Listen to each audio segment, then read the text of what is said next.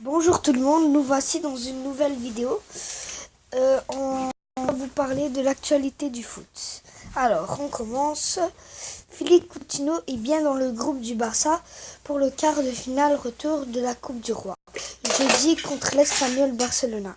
Il va jouer, je ne sais pas encore s'il va jouer titulaire ou remplaçant, mais je pense qu'il jouera remplaçant pour reprendre doucement le processus à cause de sa blessure. On continue. Le Barça a été battu 1-0 la dernière fois contre l'Espagnol en quart de finale la semaine passée. Le Barça va devoir renverser la tendance jeudi au Camp Nou.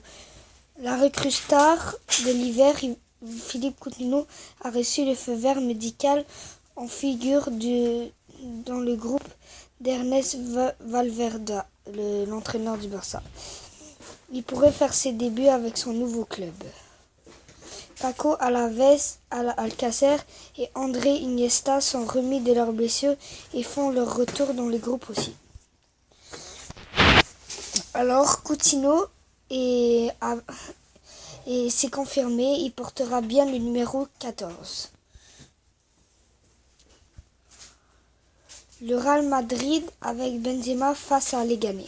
Les compositions officielles sont tombées et le Real Madrid débutera avec Karim Benzema face à Leganés ce mercredi soir, en quart de finale retour de Coupe du Roi. Malgré le fait qu'il est loin d'être plébiscité par les supporters merengues. Plébiscité, ça veut dire siffler que les supporters n'aiment pas. Le Real a même fait un sondage et 70% des Madrilènes sont pour le départ de Benzema vers un autre club.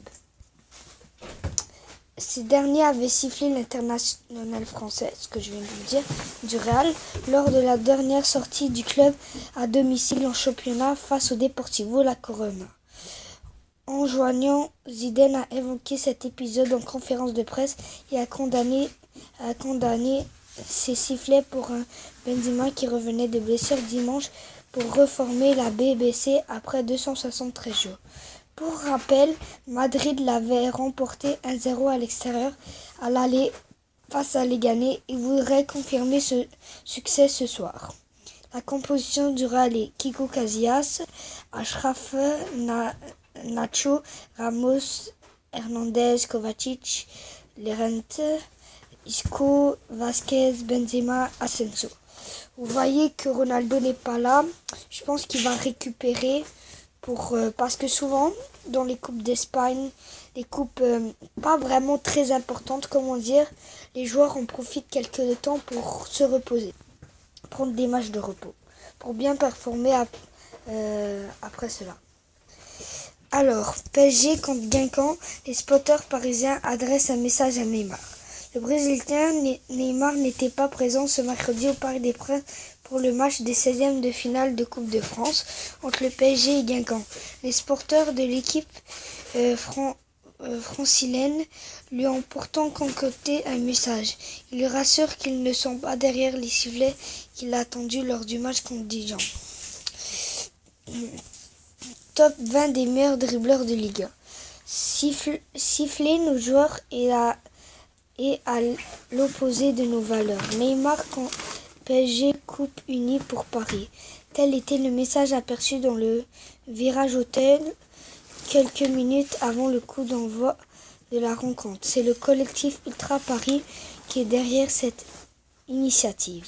Pour rappel, il y a une semaine, Neymar avait quitté l'enceinte parisienne après une mine renfrognée et sans un signe pour les supporters et même ses partenaires.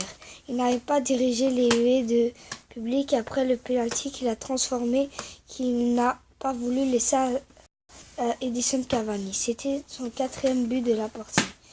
Donc Neymar, les supporters voulaient que Cavani batte le record du meilleur buteur du PSG que détenait justement Ibrahimovic.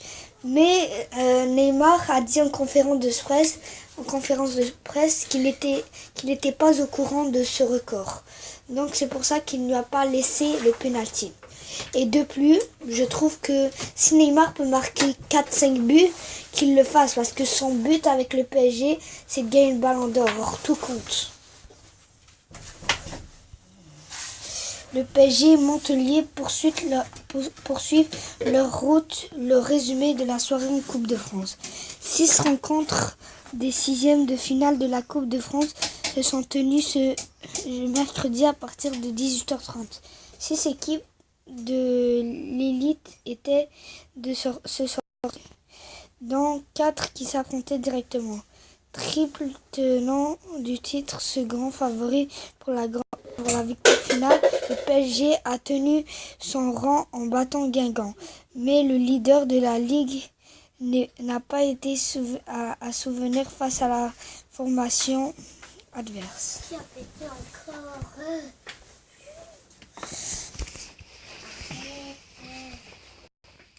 Merci de nous avoir écoutés. On va se retrouver dans un prochain épisode, ce qui veut dire demain. J'espère que vous avez aimé la vidéo. Et n'oubliez pas de vous abonner et de laisser des commentaires. Comme ça, je pourrai vous faire une FAQ. Merci, ciao à tous, peace.